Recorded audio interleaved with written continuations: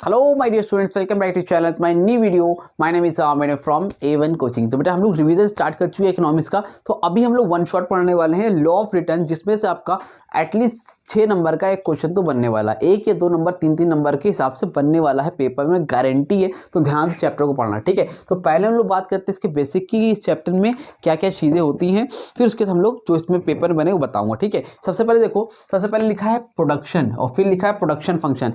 तो बच्चों वाली चीज़ है, आपको पता ही होगा कि प्रोडक्शन क्या होता है। प्रोडक्शन का मतलब जब कोई भी चीज़ आप लोग प्रोड्यूस करते हो ना, वो क्या होता है प्रोडक्शन। जैसे ये मार्कर है, तो मार्कर को बनाए होगे ना, तो उसको क्या होगा, जिसमें जो भी प्रोसेस हुआ होगा वो क्या है, प्रोडक्शन। जैसे ये प्लास्टिक थी, अभी कोई काम की नहीं थी, उससे मैंने इसको कुछ बना दिया, तो ये सारी जो एक्टिविटी हो रही है वो क्या होता है, प्रोडक्शन। तो क्या लिखा है, the act of making goods, the act of making goods and services and thereby adding utility to the object is called production in economics. Economics में जब किसी भी चीज़ में यूटिलिटी ऐड करते हैं, इसकी वैल्यू बढ़ाते हैं, वो सारी चीज़ें क्या हो जाती है, प्रोडक्शन में आती है। जैसे लकड़ी थी, लकड़ी से मेज बना दिया, वो क्या हो गया आपका, प्रोडक्शन, ठीक। उसके बाद आगे है प्रोडक्शन फंक्शन। अब ये प्रोडक्शन फंक्शन क्या होता है भाई, प्रोडक्शन फंक्शन का बेटा सिंपल सा मतलब है कि अब जो प्रोडक्शन करने में जो भी चीज़ें लग रही है ना, इनपुट जो लग रहा है और जो हमें आउटपुट मिल रहा है, तो इनपुट आउटपुट में जो रिलेशन है ना, वो क्या है, प्रोडक्शन फंक्शन है। मतलब जैसे ये मान लो मैं मार्कर बना रहा हूँ, तो मार्कर के लिए इनपुट क्या चाहिए, लेबर चाहिए, रॉ मटेरियल चाहिए, ये सारी चीज़ें क्या है,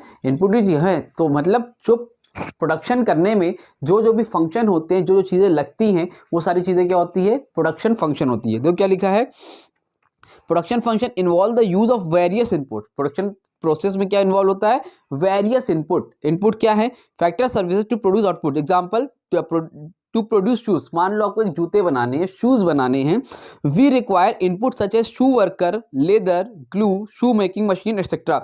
मतलब अगर आपको जूते बनाने हैं, शूज बनाने हैं, तो आपको वर्कर की जरूरत है, शू वर्कर बनाए, लेदर चाहिए, ग्लू चाहिए और मशीन चाहिए, ये सारी चीज़ें चाहिए। इससे आपको क्या बनेगा, मिलके आपको शूज़ बन के तैयार होगा। तो ये सारी चीज़ इनपुट है, मिलेगा क्या आपको आउटपुट में, जूते मिलेंगे, शूज़ मिलेंगे, तो वो सारी चीज़ें क्या होगी, प्रोडक्शन फंक्शन होगी, ठीक है। तो ये बेसिक सी चीज़ है, अगर पूछना होगा तो 1 नंबर में पूछेगा, नहीं तो मेरे हिसाब से पूछेगा नहीं। लेकिन चैप्टर आने के लिए आपको सारी बेसिक चीज़ें पता होनी चाहिए। उसके बाद बेटा आगे बात करते हैं short run long run.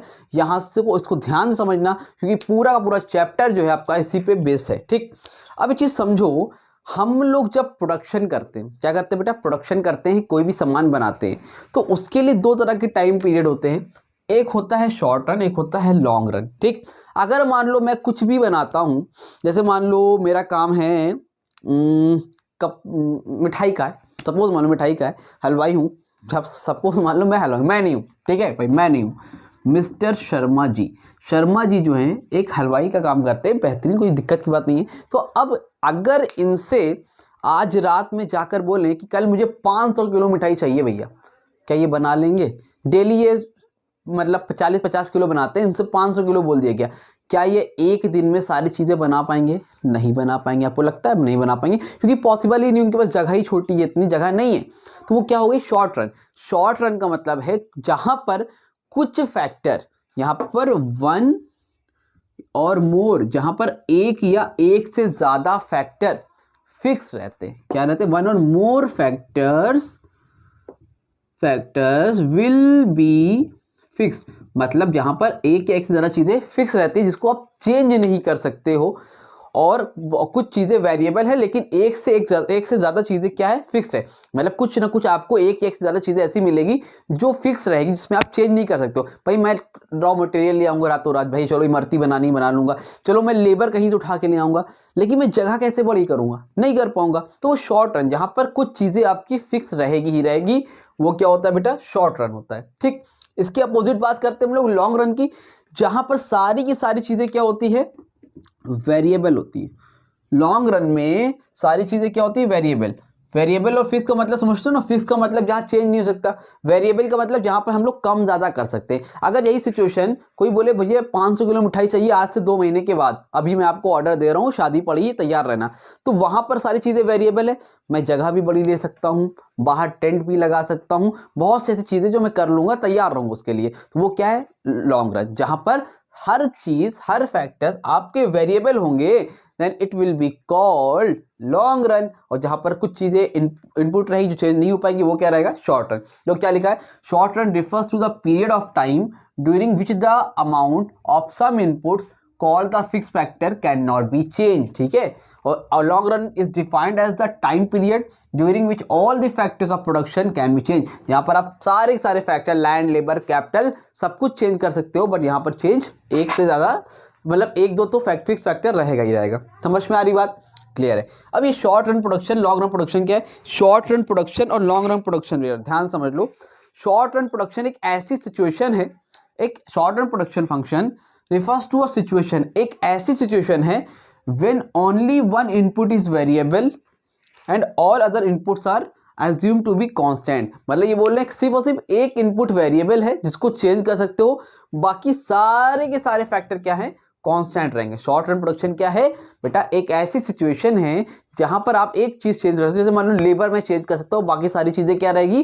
Constant रहेगी। एक सिचुएशन है समझने के लिए कि short run production refers to a situation. ये एक ऐसी सिचुएशन है जहां पर only one input is variable, जहां पर सिर्फ एक चीज चेंज होगी, बाकी सारी की सारी चीजें क्या रहेगी? कांस्टेंट रहेगी। और लॉन्ग रन प्रोडक्शन एक ऐसी सिचुएशन है जहां पर सारी की सारी चीजें क्या रहेगी? वेरिएबल रहेगी, कुछ भी फिक्स्ड नहीं रहेगा। समझ में आ रही बात? क्लियर हो रही है अच्छे से कि नहीं हुई? यहाँ तो समझ में आई बात। तो ये बेसिक मीनिंग है, आपसे 1 नंबर वाले क्वेश्चन में ये पूछ सकता है, 2 नंबर वाले क्वेश्चन में, छोटे क्वेश्चन में पूछ सकता है, ठीक है। बाकी तो इस पर चांसेस नहीं है। जो क्वेश्चन बनता है वो ध्यान से देखो, क्योंकि इसका समझ में आना जरूरी है शॉर्ट रन लॉन्ग रन है क्या, ठीक। अब आगे आपका है laws of return. 2 laws of return दिया है इन्होंने। एक है return to a factor, return to scale. Return to a factor जो होता है बेटा वो शॉर्ट रन के लिए होता है। किसके लिए होता है बेटा? शॉर्ट रन के लिए होता है, ठीक है। अभी सारे लॉ हम दोनों लॉ पढ़ने वाले हैं। और ये किसके लिए होता है बेटा? लॉन्ग रन के लिए होता है। पेपर के हिसाब से जो इंपॉर्टेंट है, मोस्ट इंपॉर्टेंट है वो ये आपका यही है, रिटर्न टू फैक्टर, लेकिन पढ़ लेंगे हम लोग दोनों, ठीक। तो शॉर्ट रन की जब बात होगी वो रिटर्न टू फैक्टर, जब लॉन्ग रन की बात होगी वो क्या होगा? रिटर्न टू स्केल होगा। यहाँ तक समझ में आई बात? स्क्रीनशॉट लो, जल्दी से आपको बताता हूँ फिर टीपी एपी एमपी क्या होता है, फिर आपको कर्व कैसे बनता है टीपी एपी एमपी का, सारी चीजें उसके बारे में भी हम लोग बात करते हैं। स्क्रीनशॉट जल्दी से लो। हाँ तो बेटा चलो जल्दी से आगे बढ़ते हैं। अभी हम लोगों ने देखा कि लॉज ऑफ रिटर्न हमारे 2 है, एक तो रिटर्न टू अ फैक्टर, एक रिटर्न टू स्केल है। Return to a factor short run के लिए, return to scale long run के लिए। तो लॉन्ग रन जो रिटर्न टू स्केल है वो लास्ट में पढ़ेंगे, उसकी सिर्फ मीनिंग है, सिलेबस में उससे कुछ नहीं है, ठीक है। मेन जो आपका है वो return to a factor short run के हिसाब से। और शॉर्ट रन में हम लोगों ने क्या पढ़ा है? शॉर्ट रन प्रोडक्शन जब भी होता है तो उसमें वेरिएबल फैक्टर जो है चेंज होते हैं, एक आध चेंज होते हैं, सब चेंज नहीं हो पाते हैं, बाकी क्या रहते हैं? फिक्स रहते हैं। पढ़ा है कि नहीं पढ़ा है ना? तो वेरिएबल फैक्टर में एक ही फैक्टर चेंज होगा ऐसी सिचुएशन में, और फिर बाकी फिक्स फैक्टर क्या रहेंगे? कांस्टेंट रहेंगे। तो अब इससे पहले आप पढ़ोगे तो आपको ये पता होना चाहिए टोटल प्रोडक्ट क्या होता है। टोटल प्रोडक्ट का मतलब होता है कितना आप टोटल प्रोड्यूस कर रहे हो। कोई भी प्रोडक्ट है, जैसे मार्कर बना रहे हो तो टोटल कितना बना रहे हो, है ना। और टोटल प्रोडक्ट को एक चीज ध्यान में रखना, शॉर्ट रन की बात हो रही है। शॉर्ट रन की बात हो रही है तो इसमें एक फैक्टर जो है वेरिएबल है, बाकी सारे क्या है? कांस्टेंट है। तो उसमें टोटल कितना आप बना रहे हो उसी को हम लोग क्या बोलते हैं? टोटल प्रोडक्ट बोलते हैं। भाई हमारे पास एक फैक्टर है जो कि चेंज हो रहा है। एक फैक्टर ऐसा है, वेरिएबल फैक्टर है, जो कि पहले 1 था, 2 किया, 3 किया, 4 किया, 5 किया, जिसको हम लोग चेंज कर रहे हैं, ठीक है। बाकी के सारे क्या रहेंगे? हमारे मशीन है, रॉ मटेरियल है, दुकानें हैं, वो सारी चीजें क्या हमारी? कांस्टेंट है। एक फैक्टर वेरिएबल है, बाकी सारे क्या है? कांस्टेंट है। तो उसमें हेल्प से हम टोटल कितना प्रोडक्ट बना रहे हैं, टोटल कितना मार्कर बना रहे हैं, 1, 10, 20 कितना बना रहे हैं, उसी को हम लोग क्या बोलते हैं? Total product. एवरेज प्रोडक्ट क्या होता है? एवरेज प्रोडक्ट का मतलब होता है कि टीपी अपॉन एन। एन का मतलब यहाँ पर है यूनिट। क्या है? यूनिट, ठीक है। बुक में आपके एल लिखा होगा, लेबर के बारे में लिखा होगा, ठीक। तो अभी लेबर करोगे तो यहाँ पे आप एल भी लिख सकते हो। तो एवरेज प्रोडक्ट का मतलब हुआ कि एवरेज प्रोडक्ट कितना बना रहे हो, मतलब अगर 1 यूनिट है तो कितना बना रहे हो, अगर 2 चेंज कर दिया तो कितना बना रहे हो, 3 कर दिया तो कितना बना रहे हो, अगर आपने 4 कर दिया तो टोटल कितना बन रहा है, उसको हम लोग क्या बोलते हैं? एवरेज प्रोडक्ट बोलते हैं। होता नहीं है विराट कोहली एक मैच में 40 रन बना रहे हैं, अगले मैच में 50, एक में 0, एक में 100, तो एवरेज क्या आ रहा है? तो सबको जोड़ दो, डिवाइड बाय 4 कर दो, 100, 50, 190 को डिवाइड कर दो 4 से, जो भी आंसर आएगा वो आपका क्या हो जाएगा? उनका एवरेज रन हो जाएगा, यहाँ पर आपका एवरेज प्रोडक्ट हो जाएगा। ये तो बच्चों वाली चीज़ें पता होगा।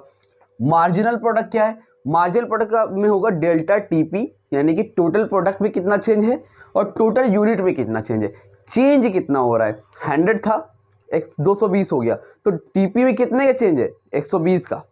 देखो 220 से 360, 220 से 360, तो 360 में 220 माइनस करो कितना? 140, 520 में 360 माइनस करो 160, मतलब मार्जिनल प्रोडक्ट का मतलब होता है कि चेंज कितना हो रहा है आपके टोटल प्रोडक्ट में। ठीक है, क्लियर है यहाँ तक, समझ में आई बात? याद रखना, फॉर्मूला याद रखना, इसका होता है टीपी अपॉन एन और डेल्टा टीपी अपॉन डेल्टा यानी कि यूनिट। एन का मतलब लिख लो यहाँ पर, अभी हमने यूनिट से डिवाइड कर दिया है। ठीक है, तो ऐसा यहाँ पे आपको एल ही लिखना है। क्या लिखना है? एल लिखना है, समझाने के लिए मैंने लिख दिया है। ठीक, अब एक चीज़ समझो,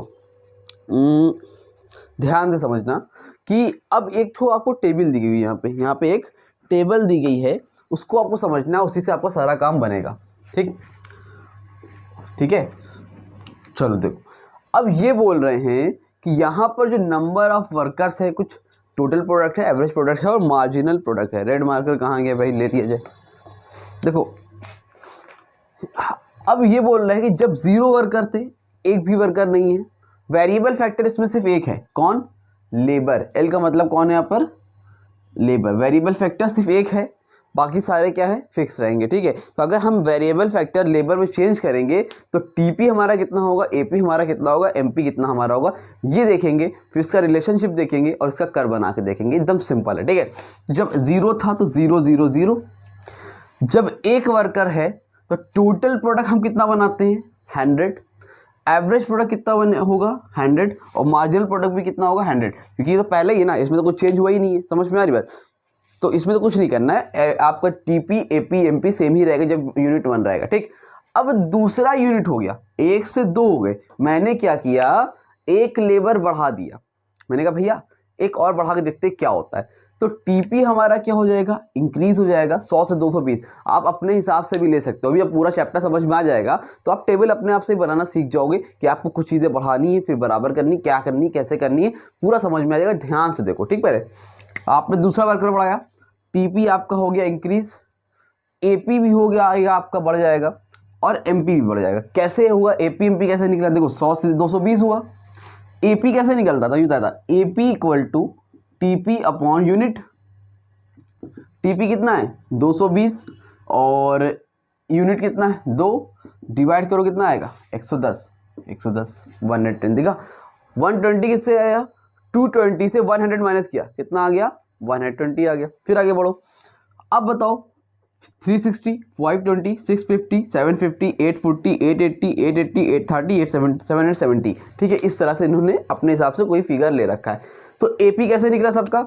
2 से इसको डिवाइड किया 110, 3 से 360 डिवाइड किया 120, 4 से 520 डिवाइड किया 130, 5 से 650 डिवाइड किया 130। समझ में आ रही बात? 6 से 750 डिवाइड करो 125, 7 को इससे डिवाइड किया, 8 को इससे, 9 को इससे, 10 से इसको, 10 को डिवाइड करो 830 से 83, 11 को 770 से 77। समझ में आ रही बात? तो इस तरह से आपका एपी निकल आएगा। एमपी कैसे निकला सर?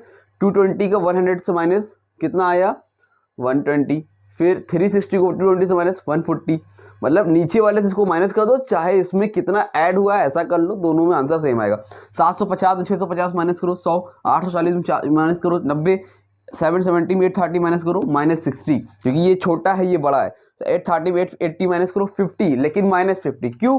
क्योंकि ये बड़ा है ये छोटा है। तो 830 में 850 माइनस करोगे बेटा जी तो आपका हमेशा -50 ही आएगा।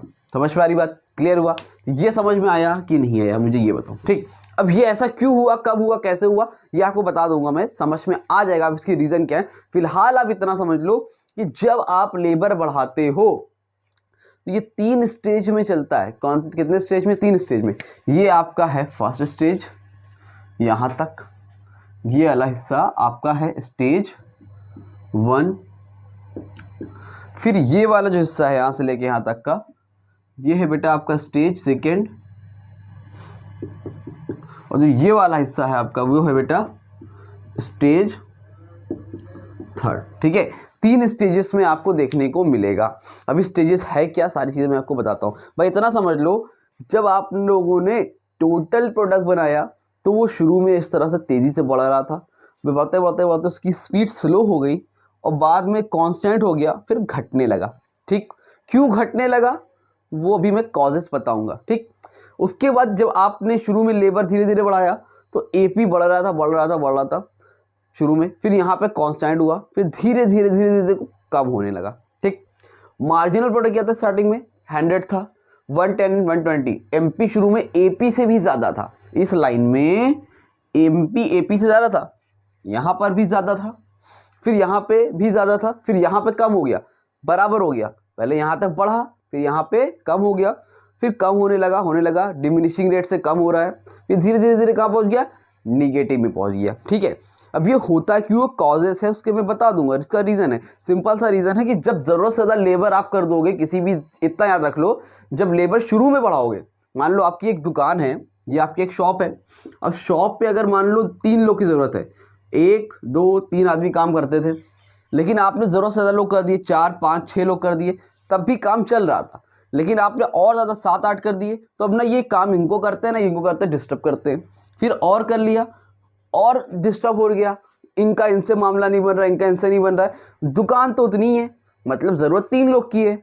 10 लोग को हमने बैठा दिया ले जाके, तो अपने आप ही क्या होने लगेगा, टोटल प्रोडक्ट कम होने लगेगा, काम फिर वहाँ पर सही से नहीं होगा। यही इसका एक रीज़न, अभी डिटेल में इसको मैं बताऊँगा। इतनी बात समझ में आई कि नहीं आई ये बताओ, आ गई? ठीक है, अब इसी चीज़ को, टोटल प्रोडक्ट को, और पेपर में जो आपसे अक्सर पूछता है, relationship between total product and, सबसे पहला क्या है, एपी और एमपी का है, टीपी एमपी का भी है, एपी एमपी का भी है, टीपी एपी एमपी का भी है, तीनों का एक साथ भी बनना है। ठीक है, तो एक एक बनाते हैं। सबसे पहले हम लोग बात करते हैं टोटल प्रोडक्ट की। पहले तुमको मैं अलग अलग बना के दिखाता हूँ, ठीक है, कोई दिक्कत की बात नहीं, आराम देख लो। टोटल प्रोडक्ट, ये हो गया आपका एक्स एक्सिस बेटा, ये हो गया आपका वाई एक्सिस। ठीक है, यहाँ पर आप लिख लेना यूनिट, यहाँ पर आप लिख लो टीपी। अभी मैं टीपी ही बना के दिखा रहा हूँ आपको। ठीक है, कभी भी आप जब बनाओगे तो ये देख लो, बढ़ रहा है बढ़ रहा है बढ़ रहा है बढ़ रहा है, बाद में फिर कम हो रहा है, तो बस आपको सिर्फ यहाँ से लेना है, यहाँ से लेके जाओगे, दिखाओगे, और फिर ये ऐसे दिखा दोगे। ये क्या हो गया बेटा आपका, टीपी का कर्व हो गया। किसका हो गया, टीपी, यानी कि टोटल प्रोडक्ट का।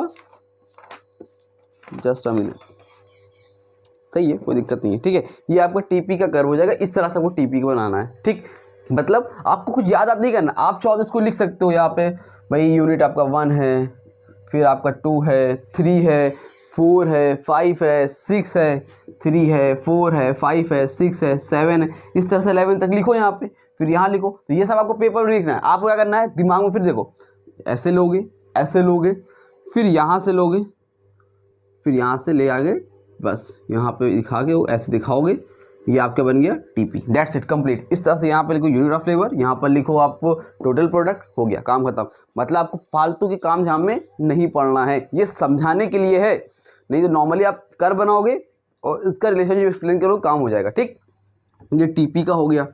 अब आपको मैं दिखाता हूँ एमपी का कैसे बनता है। यहीं पे ये एमपी का हो गया।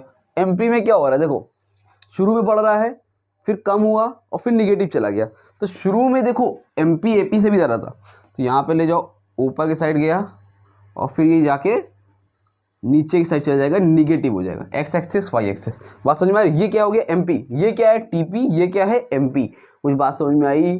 क्लियर हुआ कि नहीं हुआ? हुआ।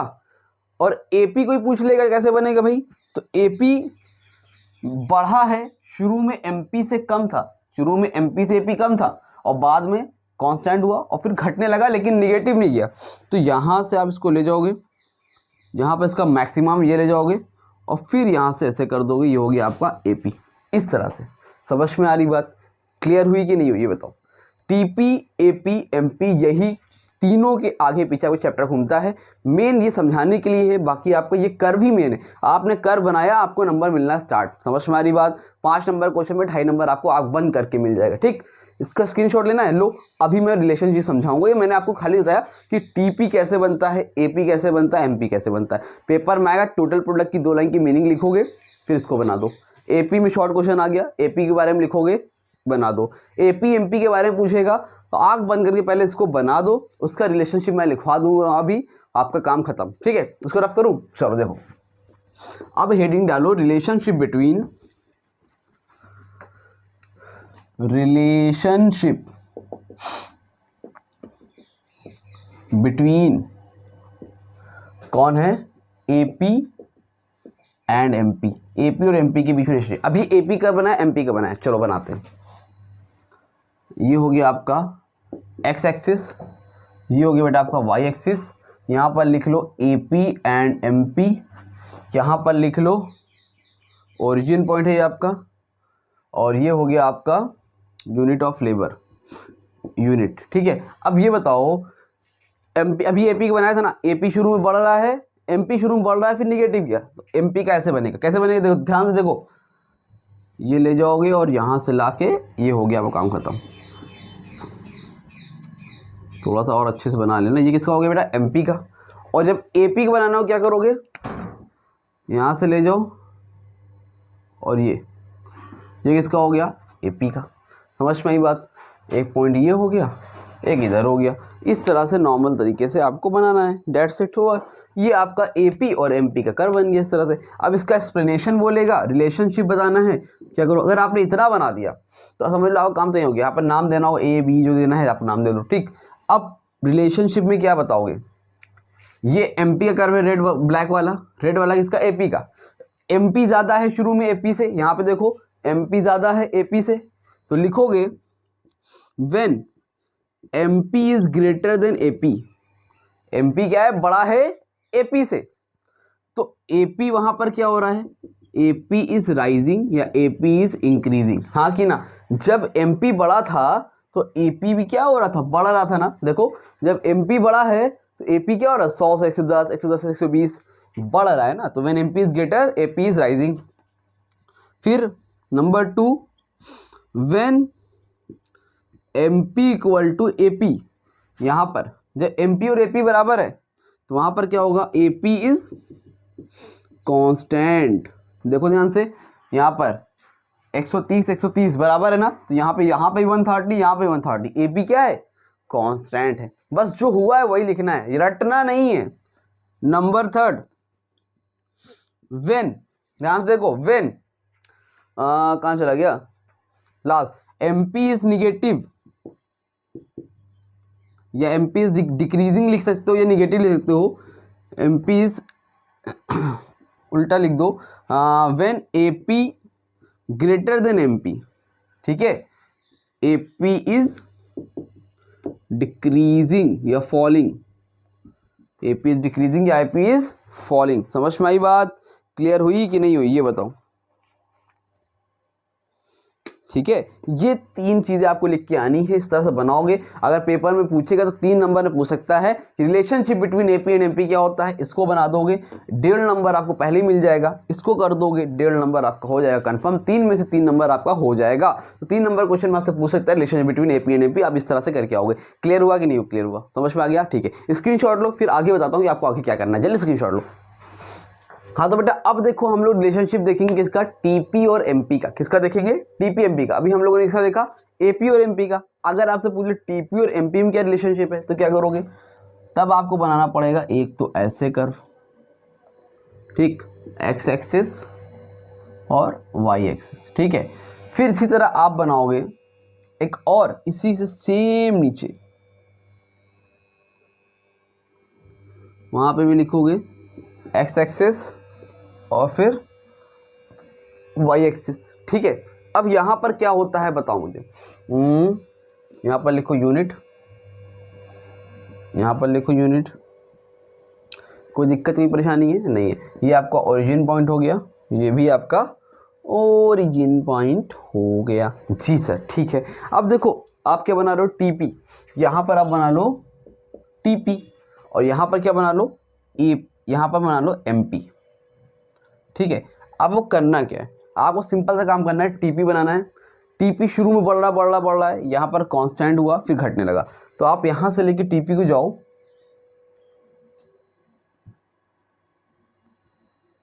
ये आपका ये हो गया टीपी, ठीक है। थोड़ा सा इसको बड़ा कर लो, अपना स्केल से बना लेना भाई, ठीक है, नहीं मालूम चलेगा जरा आप तो टेढ़ा बना दिए थे। ये हो गया एक्स एक्सिस। अब ये टीपी जहां पे मैक्सिमम है, दिख रहा है, जहां पर टीपी मैक्सिमम है ये, तो यहां से एक लाइन लेके आओ सीधी, ठीक, ये ठीक, इतना समझ में आया, ये टीपी का कर्व बन गया। अब क्या करोगे, एमपी को लो और फिर यहां से लेके जाओ, मतलब जिस पॉइंट पे टीपी मैक्सिमम दिखा रहे हो वही पास एमपी क्या दिखाओगे, 0 दिखाओगे। बस सिंपल, समझ में आया क्या किया मैंने, एक रफली बना के दिखाता हूं। देखो यहाँ पे देखो, दिख रहा है, यहाँ से लो ऐसे, फिर लो ऐसे, टीपी आपने ऐसे करके बनाया, ये टीपी हो गया, फिर यहाँ से लेके नीचे आओ और जिस पॉइंट से यहाँ से हुआ यहाँ से ऐसे कर दो, एमपी बन गया। क्लियर है? फिर देखो ये है एक, ये है, ये आपका है टीपी और ये है आपका एमपी, दिख रहा है ये, तो यहाँ से एक लाइन कट, ये एमपी। इस तरह से बनाना है आप लोगों को, ठीक है भाई, आसान है ना। इसी तरह बना दो कि पेपर में तो नंबर आंख बंद करके आपको मिल जाएंगे, एग्जाम में कुछ सोचने वाला ही नहीं है, समझ रहे हो कि नहीं? क्लियर? इस तरह से होगा। ये किसका रिलेशनशिप हो जाएगा? टीपी और एमपी का। यहाँ तो कोई परेशानी, कोई तकलीफ, कोई दिक्कत नहीं है। अभी आपने बना लिया, ये टीपी है, ये आपका एमपी है। इसमें आपको आपका रिलेशनशिप बताना हो तो क्या करोगे? अब जगह नहीं है, मैं बोल रहा हूँ, समझो बात को, लिख भी दे रहा हूँ। स्पेस आ रहा है कि नहीं आ रहा बताओ?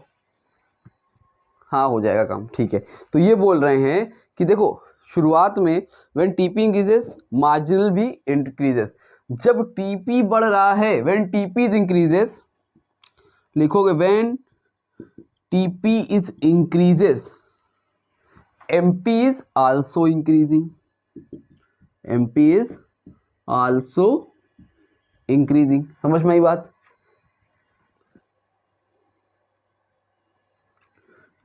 अगर अब ठीक है, फिर when TP is increasing diminishing rate, number 2 में when TP is increasing, देखो शुरू में तेजी से बढ़ रहा है, बाद में धीरे धीरे धीरे कछुए की तरह बढ़ने लगा। तो when TP is increasing from diminishing rate, diminishing मतलब स्लोली स्लोली बढ़ रहा है, देन ये आपका एमपी क्या हो रहा है? फॉल हो रहा है, एमपी इज फॉलिंग। समझ में आ रही बात? नंबर 3 यहीं पे लिख दे रहा हूं, व्हेन टीपी इज मैक्सिमम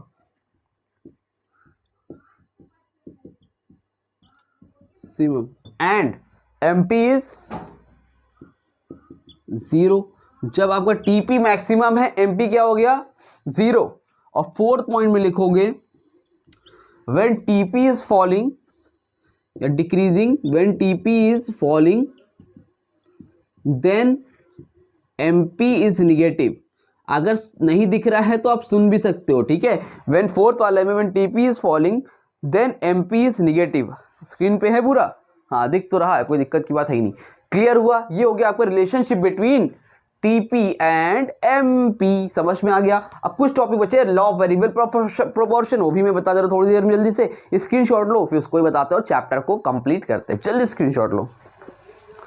हाँ तो बेटा देखो, हमारा अगला टॉपिक है, उसका नाम है laws of returns to a factor. 3 नंबर में क्वेश्चन आपका बन सकता है कि बताएगा कि define laws of return to a factor and possibilities of return to a factor. क्या क्या पॉसिबिलिटीज है, ठीक है। तो laws of return to a factor होता क्या? देखो लिखा है, return to a factor means change in the physical quantity of good, ठीक है। When the quantity of one factor is increase, मतलब अभी आपने पढ़ा वन क्वांटिटी मतलब एक वेरिएबल फैक्टर में चेंज करेंगे, जैसे भी था, अभी टेबल हेड के ये भी बताता हूँ। जैसे लेबर था ना, 1 लेबर था, 2 था, 3 था, 4 था। जब अगर आप लेबर को वेरिएबल फैक्टर को चेंज करेंगे, किसी एक वेरिएबल फैक्टर में चेंज करेंगे, तो उसके टोटल प्रोडक्ट में कितना चेंज आएगा। जो चेंज आता है, जो उसकी टोटल क्वांटिटी में चेंज होता है, जो टोटल क्वांटिटी इंक्रीज होती है, उसी को हम लोग क्या बोलते हैं? Laws of return to a factor. मतलब किसी भी एक वेरिएबल फैक्टर में बेटा जी आप चेंज करोगे तो उसमें टोटल क्वांटिटी में जो फिजिकल क्वांटिटी में चेंज आ रहा है, उसी को हम लोग क्या बोलते हैं? Laws of return to a factor. ठीक है, quantity of one factor is increase, एक फैक्टर में इंक्रीज किया, while that of other factors remains constant. मतलब अदर फैक्टर्स क्या रहेंगे? कांस्टेंट रहेंगे। माइंड में अपने रख लेना, ठीक है। समझ में आ रही बात? तो फिक्स फैक्टर कांस्टेंट रहेंगे, एक फैक्टर में चेंज कर रहे हो, जैसे अभी हम लोग लेबर में चेंज कर रहे थे तो उसमें टीपी एपी एमपी में चेंज आ रहा था ना, तो उसी बारे में बात कर रहा है, ठीक है। तो एक वेरिएबल फैक्टर में चेंज करने से टोटल में कितना चेंज आ रहा है, टोटल प्रोडक्ट में, टोटल क्वांटिटी में, उसी को हम लोग बोलते हैं laws of return to a factor. अब there are 3 possibilities return to a factor. 3 possibilities है रिटर्न टू अ फैक्टर में बेटा। नंबर 1 पर है increasing returns to a factor, number 2 है constant return to a factor, number 3 है diminishing returns to a factor.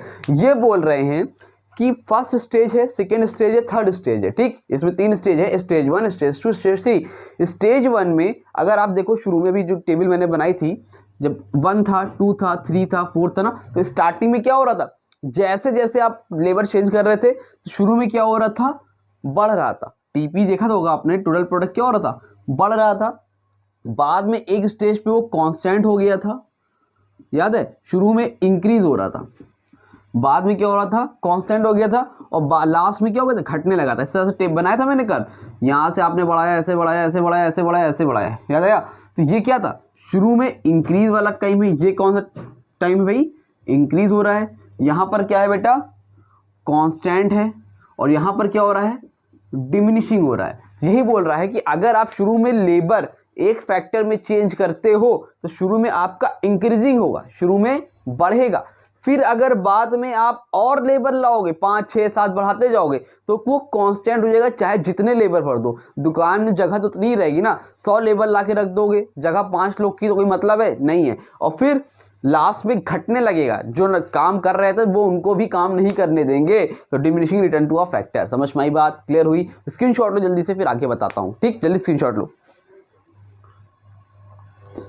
हाँ तो बेटा चलो अब जल्दी से आगे बढ़ते हैं, और हमारा नेक्स्ट टॉपिक है law of variable proportion. Most important question है, 6 मार्क्स के क्वेश्चन में आपको या 4 नंबर के क्वेश्चन में आपको देखने को मिल सकता है। उसको ध्यान से समझो और पेपर में आने के चांसेस इसके बहुत बहुत बहुत ज़्यादा हैं, ठीक है। तो लॉ ऑफ वेरिएबल प्रोपोर्शन होता क्या है, अभी ये मैं बता रहा हूँ, वीडियो डाल रहा हूँ, लेकिन 2 दिन पहले आपको इस तरह से कर बना के दूंगा कि आप खुशी के मारे झूम उठोगे। जिस तरह कराऊंगा उतना कर लो। अभी ये सबके लिए वीडियो है, अभी उनके लिए भी आएगी जो एकदम बैक बेंचर वाले, जिन्होंने लास्ट पूरे साल पढ़ा नहीं, उनके लिए भी ऐसी थी वीडियो डालूंगा कि उनका दिल खुश हो जाएगा, ठीक है। तो दिल खुश रखने के लिए पहले थोड़ा सा इसको एक बार नॉलेज ले लो, नहीं तो दिल खुश होने में तकलीफ होगी। एक बार रीड कर लो, लास्ट में 2 दिन पहले मैं हूं आपके साथ, ठीक। लॉ ऑफ वेरिएबल प्रोपोर्शन ये क्या होता है भाई साहब, लॉ ऑफ वेरिएबल प्रोपोर्शन क्या बोलता है, ध्यान से सुनो। ये बोल रहा है, स्क्रीन पे आ रहा होगा, the law of variable proportion state that as more and more units of variable factors are applied to given quantity of fixed factor, that product may increase at a decreasing rate initially, but eventually it will increase at a diminishing rate. मतलब the law of variable state that more and more units of variable factor are applied. देखो ये बोल रहे हैं कि शुरू में, जैसे अभी आपने किया था ना, कि अगर आप कोई भी वेरिएबल फैक्टर में चेंज करोगे तो शुरू में तो वो इंक्रीज होगा। अगर आप 1 लेबर लाए, 2 लेबर लाए, 3 लेबर लाए, 4 लाए, 5 लाए, शुरू में तो टोटल प्रोडक्शन क्या होगा, इंक्रीज होगा, लेकिन बाद में धीरे धीरे क्या होने लगेगा, वो डिक्रीज होने लगेगा। क्या लगेगा, शुरू में तो इंक्रीज होगा, but eventually it will increase at a diminishing rate, ठीक है। बट देखो शुरू में बढ़ेगा, फिर धीरे धीरे डिमिनिशिंग रेट से बढ़ने लगेगा, और बाद में एक टाइम आएगा देखना आपको घटते हुए दिखेगा। आपको पता ही है, आपने बनाया था, याद है कि नहीं याद है, उसी को हम लोग क्या बोलते हैं, law of variable proportion. Paper में आएगा सर, लिखेंगे कैसे, ये क्वेश्चन हमेशा रहता है। तो लॉ ऑफ वेरिएबल प्रोपोर्शन आएगा तो सबसे पहले जो लॉ मैंने बताया स्क्रीन पे भी आ रहा था उसको आप लिखोगे, फिर इसके एजम्पशन लिखोगे।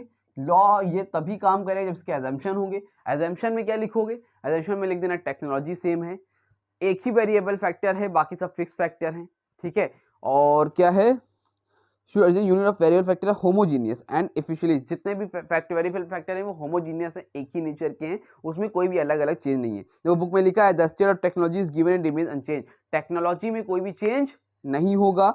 It assumed that some inputs are kept fixed while other are varied, मतलब सब इनपुट्स आर केप्ट, कुछ फिक्स होंगे और कुछ वेरिड होंगे, जो चेंज होंगे। फिर it assumed that technology is such that it's possible to change the factor proportion, ये लिखोगे। और it assumed that all the units of the variable factor are homogeneous and are equally efficient। Page number आपके 121 में है, book में आपको इसको देख लेना, कोई भी 2 3 भी देख लोगे आपका काम हो जाएगा, लेकिन assumption आपको लिख के आने हैं। तो पेपर में आप पहले लॉ लिखोगे, फिर assumption लिखोगे, और लॉ ऑफ assumption लिख लोगे तो फिर अपने मेन मुद्दे पर आओगे, यहाँ से बनाओ कर्व। अगर आपने कर्व बना लिया तो 6 नंबर के क्वेश्चन में 3 नंबर तो आपको एग्जामिनर आंख बंद करके दे देगा। और कर्व बने कैसे, इसमें आपको दिखाना है तीनों का रिलेशन, टीपी का, एपी का और एमपी का। अभी आप ऑलरेडी पढ़ के आए हो एपी एमपी का रिलेशन, टीपी एमपी का रिलेशन, आपको टीपी एपी एमपी तीनों में दिखाना है। तो क्या दिक्कत है भाई, दिखा देंगे सर। देखिए कैसे दिखाएंगे, ये है आपका, थोड़ा छोटा छोटा बनाते हैं भाई, बोर्ड तो अपना छोटा है, आप लोग कॉपी में बेहतरीन बड़ा बड़ा बनाना, ठीक है। तो ये हो गया आपका एक्स एक्सिस, ये हो गया आपका वाई एक्सिस, लाइन हो गई ये टेढ़ी, लेकिन आप लोग सीधी बनाएंगे। फिर ये हो गया आपका एक्स एक्सिस, फिर ये हो गया आपका बेटा वाई एक्सिस, ठीक है। यहाँ पर लिख लेना यूनिट, यहाँ पर भी लिख लो यूनिट, यहाँ पर लिख लो टीपी, यहाँ पर लिख लो एपी एंड एमपी, और बना दो, देखा जाएगा फिर कैसे बनेगा। Origin point, origin point TP कैसे बनता है बताओ भाई, सबको पता है ना, यहाँ से ले जाओगे, फिर यहाँ से कांस्टेंट दिखा के ये बन गया आपका टीपी। कोई दिक्कत नहीं सर। अब जहां पे ये आपका बना है मैक्सिमम, बेटा जहां पे बना है आपका मैक्सिमम, वहां से लाओ नीचे लाइन, ठीक है। यहाँ पे जब लाइन लेके आओगे तो यहीं से आप निकालोगे एमपी के, अगर ऊपर ले जाओगे और फिर यहाँ से फॉल्ट, ये क्या हो गया बेटा आपका एमपी। क्या हो जाएगा आपका ये एमपी हो जाएगा। कोई दिक्कत नहीं है। जहां से ये बेटा चेंज हो रहा है ये, तो यहां से लेके आओ, अच्छा नहीं अभी रुक जाओ, और यहां से फिर आप बना लो एपी भी। एपी कैसे बनता है, एपी आपका जाएगा यहाँ तक, इसके मैक्सिमम तक, और फिर यहाँ से आपका ये, तो ये क्या हो गया आपका बेटा एपी हो गया। कोई दिक्कत कोई परेशानी नहीं है, ठीक है। कैसे बनाया देखो, फिर इधर यहाँ से लेके गए, ये बनाया आपने टीपी, फिर आपने यहाँ से लिया बनाया आपने एमपी, फिर यहाँ पे मैक्सिमम, तो यहाँ से एक लाइन कट मार दी, फिर यहाँ से आप ले गए एपी, ठीक है। आप एक यहाँ से ले जाओ, एक लाइन यहाँ से लेके जाओगे, और एक लाइन यहाँ से चेंज हो रहा है वहाँ से लेके जाओगे, हो गया काम खत्म। कितना आसान है, बना कि नहीं बना, समझ में आ रही बात। इस तरह से आपको बनाना है, ठीक। रफली भी हम लोगों ने बना के देख लिया। अब जहाँ पर ये कट हो रहा है ना, तो एक लाइन यहाँ से लेके जाओ,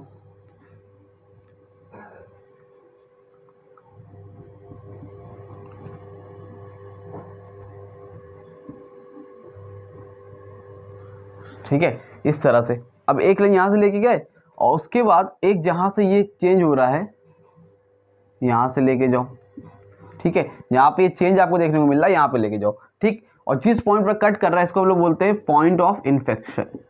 मतलब इस पॉइंट से आपको क्या हो रहा है, चेंज देखने को मिल रहा है, ये है आपका पॉइंट ऑफ इन्फेक्शन, ठीक है। ये 3 पॉइंट हो गए। इसको कुछ नाम दे दिया जाए, एम इन्होंने दिया है, एम दिया है, यहाँ पर इसको इन्होंने ए नाम दिया है, इसको भी यहाँ पर इन्होंने एम नाम दिया है, फिर यहाँ पर ए दिया है और टी दिया है। ये थोड़ा सा इधर हो गया है बेटा, आप लोग एक काम करो, इसको मैं सही कर दे रहा हूँ, यहाँ से थोड़ा सा लेके आना। तो यह लाइन थोड़ी सी गड़बड़ हो गई है मेरी, क्योंकि थोड़ा सा स्केल है नहीं, रफ करने मतलब नहीं, आप लोग कर लेना, ठीक है। इसको यहाँ ठीक ए हो गया, और इन्होंने इसको ए नाम दिया है, इसको इन्होंने टी नाम दिया है। इस तरह से आपको ये बनाना है। समझ में आ रही है बात कि नहीं आ रही। यहाँ से इन्होंने एक टेंजेंट लाइन डाली हुई है, कौन सी टेंजेंट लाइन डाली हुई है, आप लोग भी डाल देना, ठीक। और यहाँ से भी एक टेंजेंट लाइन डाली है,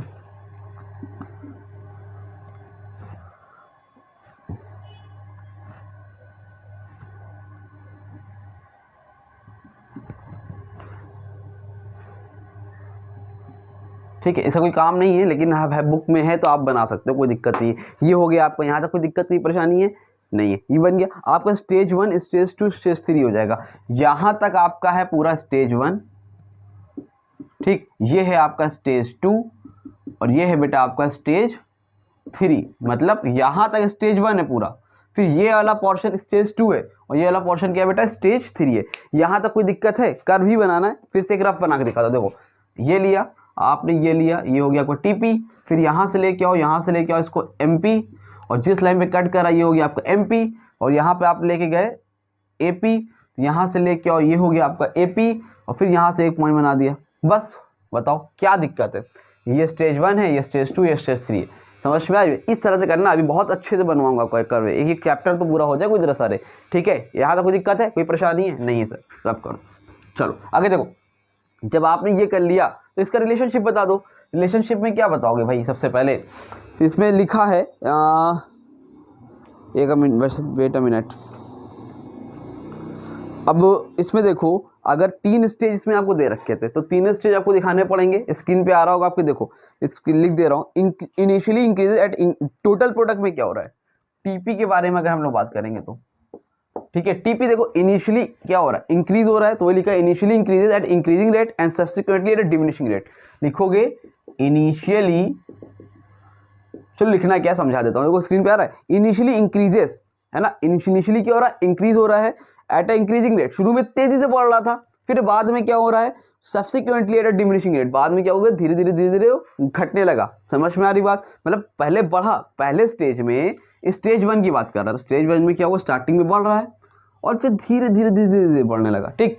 फिर क्या हुआ continues to increase at diminishing rate, और स्टेज 2 में भी कंटिन्यू बढ़ता ही जा रहा है, दिख रहा है यहाँ तक बढ़ता ही जा रहा है, लेकिन डिमिनिशिंग रेट से धीरे धीरे। और थर्ड स्टेज में क्या हुआ, घटना स्टार्ट हो गया। फिर से देखो, स्टेज 1 में टीपी आपका बढ़ रहा है, स्टेज 2 में भी बढ़ रहा है लेकिन स्लोली बढ़ रहा है, और तीसरे में घटने लगा। कर थोड़ा सा मेरे यहाँ चपटा हो गया, थोड़ा सा यूं ले जाके से ले जाना, ठीक। Stage 2 stage 3। अब उसके बाद अगर हम लोग एपी की बात करें तो एपी क्या हो रहा है, स्टेज फर्स्ट, ये स्टेज फर्स्ट है ना यहाँ तक, ये आपका स्टेज सेकेंड है, ये स्टेज थर्ड है। तो एपी क्या हो रहा है, फर्स्ट स्टेज में बढ़ रहा है, ठीक है, यहाँ तक देखो। फिर यहाँ पे कांस्टेंट हो गया, सेकेंड स्टेज में क्या हो गया, घटना स्टार्ट हो गया, और तीसरे स्टेज में भी एपी क्या हो रहा है, घटता जा रहा है, ठीक है। और एमपी क्या हो रहा है, एमपी शुरू में ही बढ़ रहा है और फिर अपने मैक्सिमम पर भी पहुंच गया, पहले स्टेज में मैक्सिमम पर ही पहुंच गया, देखो बढ़ भी रहा है, मैक्सिमम पर पहुंच गया। सेकेंड स्टेज में घटना स्टार्ट हो गया और 0 पे पहुंच गया, और तीसरे स्टेज में निगेटिव पहुंच गया। समझ में आ रही बात? तो जो स्क्रीन जो पे लिखा हुआ है ना, इसी को नोट कर लोगे, बस इसी को स्प्रेइंग करके चले आओगे, आपका काम हो जाएगा। समझ में आई बात? कोई दिक्कत कोई परेशानी नहीं है। चलो अब जल्दी से देखो, थोड़ा सा काम बचा रह गया है, कॉजेस पूछ रहा है, explanation of the variable proportion, उसको ही पढ़ाते हैं और खत्म करते हैं। बोल रहा है explanation of the variable proportion में बताओ causes of increasing result, explanation of the law of variable return of law of variable returns। अब भैया इसको एक्सप्लेन करना है, कैसे एक्सप्लेन करेंगे? तो सबसे पहले कॉजेस ऑफ इंक्रीजिंग रिटर्न, 3 हिस्सा है ना। स्टेज 1 को हम लोग इंक्रीजिंग रिटर्न बोलते हैं, इसको हम लोग डिमिनिशिंग रिटर्न बोलते हैं, इसको हम लोग निगेटिव रिटर्न बोलते हैं, यही बोलते हैं ना भाई? हाँ यही बोलते हैं, ठीक है। तो ये आपका एक stage first increasing return, stage second diminishing return, stage third आपका निगेटिव रिटर्न। तो ये बोल रहा है कॉजेस, पहला बताओ causes of increasing return. Increasing return के क्या कॉजेस है भाई? 2 कॉजेस दिया है, fuller utilization of fix factor, लिख लो fuller utilization of fixed factor, और दूसरा क्या है, डिवीजन ऑफ लेबर। देखो ये बोल रहे हैं, जो अब आपको समझ में आया, जो मैंने टेबल बनाई थी भाई, ये बोल रहे हैं क्या कारण है शुरू स्टेज फर्स्ट में इंक्रीजिंग होता है बेटा। उसका रीजन ये है कि जो भी fuller utilization of fix factor, जो भी हमारे पास फिक्स फैक्टर है, जितनी मशीन है, जितनी जगह है, उसको हम लोग पूरी तरह का यूज कर रहे हैं। भाई एक जगह थी, वहां पर 5 लोग की जरूरत थी, 5 लोग काम करते थे, बेहतरीन 5 लोग थे, टोटल प्रोडक्ट देखो बढ़ रहा था, हर चीज बेहतरीन हो रहा था। लेकिन उसके बाद क्या फायदा था, डिवीजन ऑफ लेबर। लेबर का डिवीजन हमने बहुत अच्छे तरीके से किया था, क्योंकि 5 मशीनें थी तो सबको एक एक मशीन दे दी थी, सब लोग अपना अपना काम कर रहे थे। तो इसलिए आपको पहले फैक्टर में स्टेज फर्स्ट में इंक्रीजिंग देखते हुए मिलता है। क्यों? क्योंकि भाई वहां पर लेबर को डिवीजन सही तरीके से किया था, जो भी फिक्स फैक्टर्स को हम लोगों ने यूटिलाइज सही तरीके से किया था, ठीक। Number 2 causes of stage second में क्या था, डिमिनिशिंग रिटर्न। डिमिनिशिंग रिटर्न देखने क्यों मिल रहा है? उसका सिंपल सा रीजन है भाई, क्योंकि भाई अब वहां पर क्या हो गया बेटा, आप लोगों के लिए फुल यूटिलाइजेशन नहीं हुआ, हम लोगों ने वहां डिस्टर्ब कर दिया। क्या डिस्टर्ब कर दिया? डिस्टर्बिंग द ऑप्टिमम प्रोपोर्शन, लिखा है डिस्टर्बिंग द ऑप्टिमम प्रोपोर्शन। मतलब ये बोल रहे हैं कि जो ऑप्टिमम प्रोपोर्शन आपने डिस्टर्ब कर दिया। भाई एक आदमी अपना काम कर रहा था बढ़िया, उसके तो एक आदमी और डाल दिया, अब दोनों में बन नहीं रही है, तो काम सही से नहीं हो पा रहा है, ठीक है। Imperfect substitutability of factors production, imperfect, जो चीजें परफेक्ट नहीं थी उनको भी डाल दिया। अब जरूरत से ज्यादा चीजें करोगे बिना वजह, इम्परफेक्ट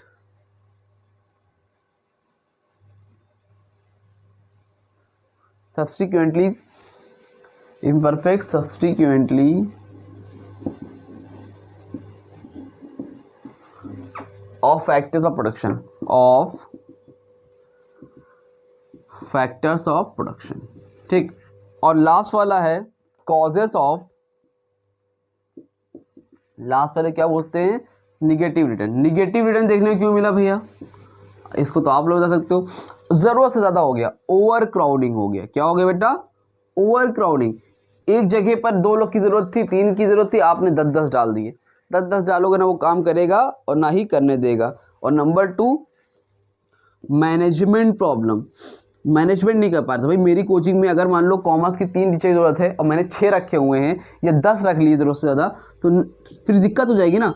कोई टीचर आएगा वो चैप्टर पढ़ाएगा, कोई कहेगा हम ये पढ़ाएंगे हम वो पढ़ाएंगे, वहाँ पर आपस में लड़ाई झगड़ा चालू, तो मैनेजमेंट प्रॉब्लम कैसे होगी। ये सब कॉजेस हैं। अगर पेपर में आता है एक्सप्लेन करने को stage first stage second stage third causes, तो आप ये दो लिख के आओगे, ठीक है। हेडिंग याद कर लो, अंदर का बना के भी लिख सकते हो। क्लियर है, हाँ कि ना? जी सर क्लियर है, समझ में आ गई बात, खत्म।